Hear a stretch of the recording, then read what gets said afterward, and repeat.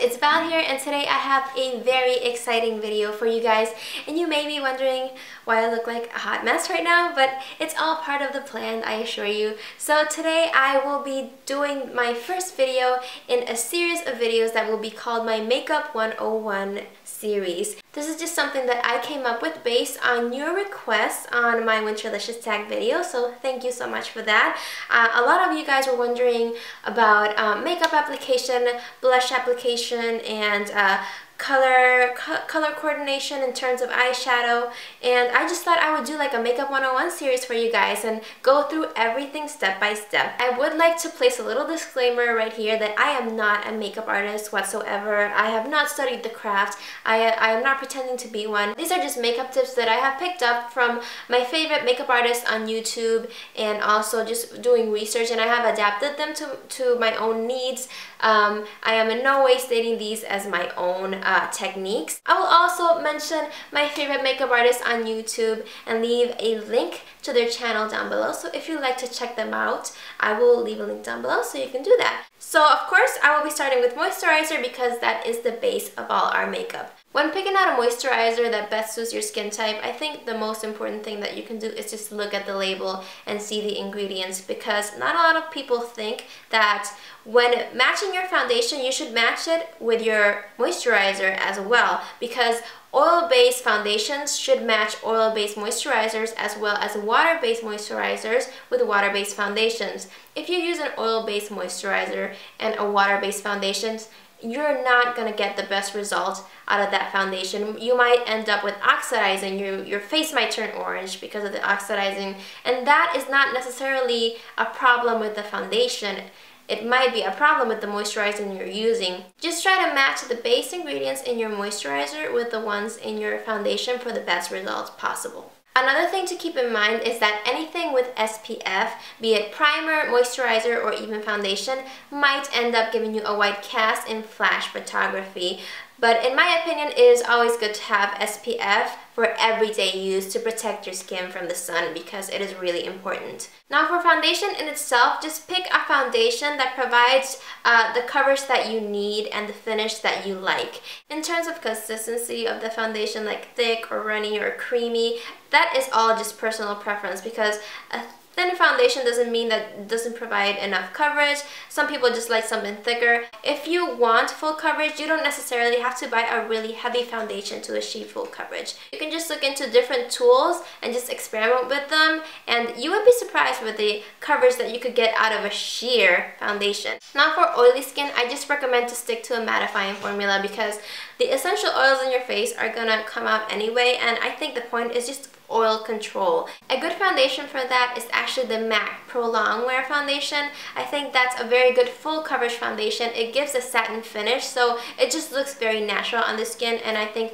all of us would agree that a natural finish is what most of us crave. Now for dry skin, I would stick to moisturizing formulas of foundation, and a good example of that would be the Laura Mercier Silk Cream Foundation. The thing about that foundation is it gives you a sort of natural matte finish, and it just stays on the whole day, and it's very moisturizing to the skin as well, so it doesn't accentuate any dry patches in the skin. In terms of drugstore foundations, one that I can truly tell you really works for oil control is the Revlon Colorstay 24-hour foundation, and a lot of people on YouTube talk about this. I actually don't have one to show you right now. I just have the whipped cream. This one is actually good for combination dry skin, but a thing about the Revlon foundations that I think should be mentioned is that you really have to moisturize your face well, because they might actually accentuate any dry patches you have on the skin, depending on the method of application that you use. A good drugstore foundation for dry skin that I have here that's actually a new product is the Revlon Nearly Naked Foundation.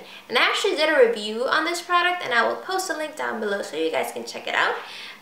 This is actually a really good option for dry skin. It is really moisturizing, and it stays on the whole day, feeling fresh and moisturized. When picking out a high-end foundation in terms of color and to see if you like it, if you like the consistency, I would just recommend ask for a tester. It's the best thing that you can do, and that way you can try out different foundations and just pick the one that works best for you. Now for drugstore foundations, sadly that is not an option, so it's just trial and error. Try to look up reviews online, but like I said, they could very much vary, like depending on the skin type and moisturizer that they use, you know, it's very unclear. So the best thing that you can do is just try it out for yourself and see if it works for you.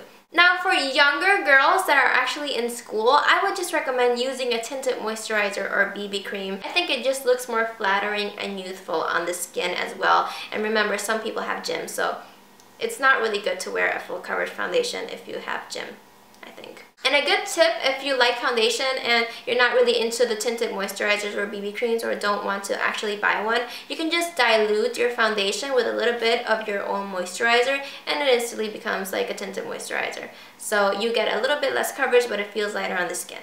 Matte versus dewy finish. Now this is something really personal preference, but one thing that a lot of people don't know about is that a dewy finish can actually end up accentuating any skin imperfections in terms of texture. You might be aiming for a really natural look when going for a dewy or luminous foundation, but you might just end up achieving the opposite because it will accentuate any imperfections in skin texture and it will look like you have foundation on. My personal tip, if you like that dewy finish and luminous, is just stick to highlighter because you can place it exactly where you want the light to bounce off your skin, giving it a more natural finish. For concealers and correctors, a lot of people think that the whiter the concealer, the brightening the effect, but that is not really the case. Concealer is for concealing and corrector is for brightening. Concealer should be one shade lighter than your foundation at the most. So you don't want those white raccoon eyes going on. And I actually prefer correctors over concealers because they are more brightening, they look more natural, and you don't necessarily have to wear a concealer on top of them to actually correct those dark circles under your eyes. Now for face concealer, if you want to conceal any imperfections or blemishes on your skin, I would just stick to the concealer closest to your foundation, because if you have a whiter concealer, that's just going to end up accentuating your blemish even more. So just stick to a color that's the closest to your foundation.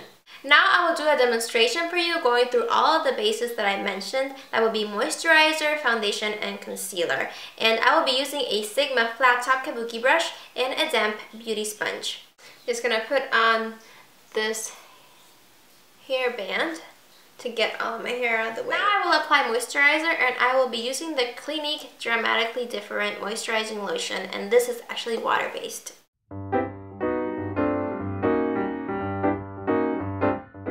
Now a tip that I actually learned from one of my favorite makeup artists on YouTube, Goss Makeup Artist, is actually use a tissue to blot your face after moisturizer and after foundation. And this is actually going to help your foundation last longer throughout the day.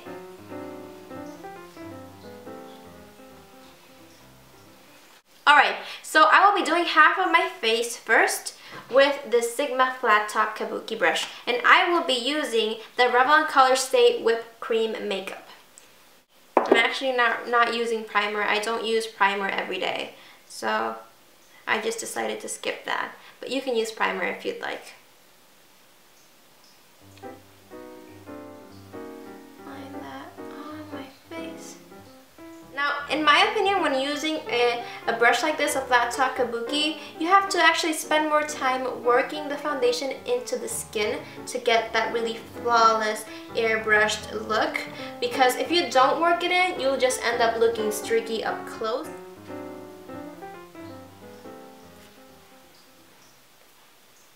Alright, so that is what half of my face looks like with foundation. I look like Dr. Jekyll.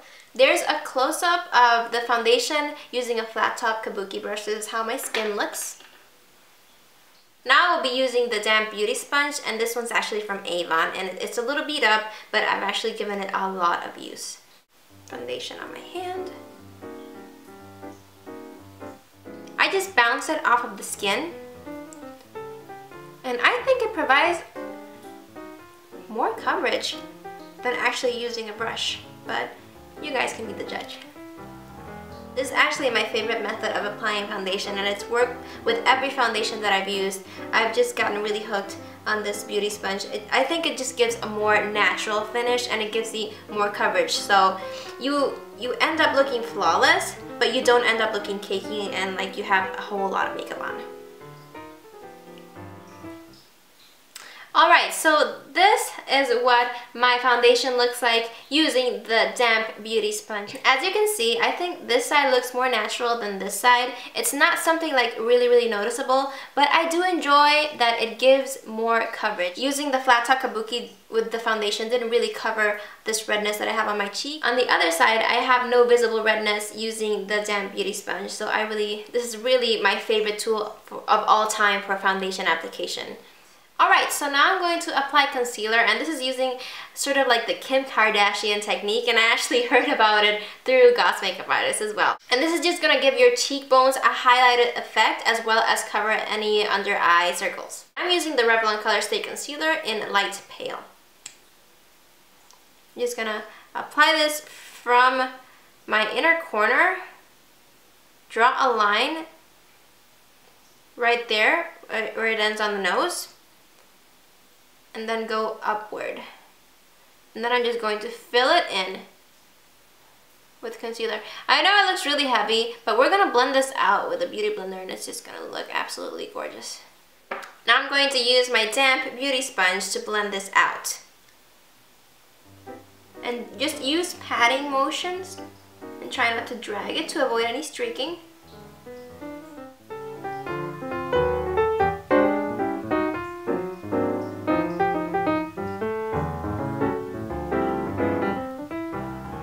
Now, I know it looks really white right now, but once you put blush on and contour, it's just going to make your face look really brightened and fresh. Now I'm going to set my foundation, and I'm using the Rimmel Stay Matte Pressed Powder in Transparent. I would suggest a light dusting of powder on the face just to set that foundation and concealer so that they don't move throughout the day.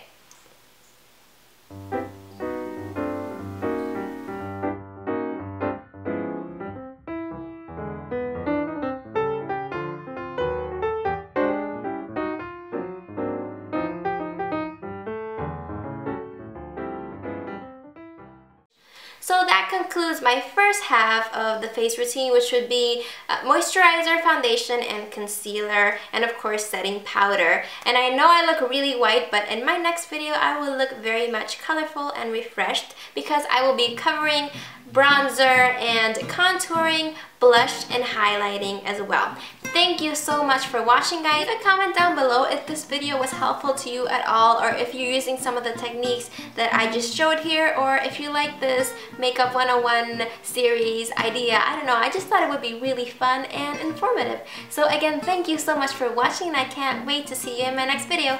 Bye!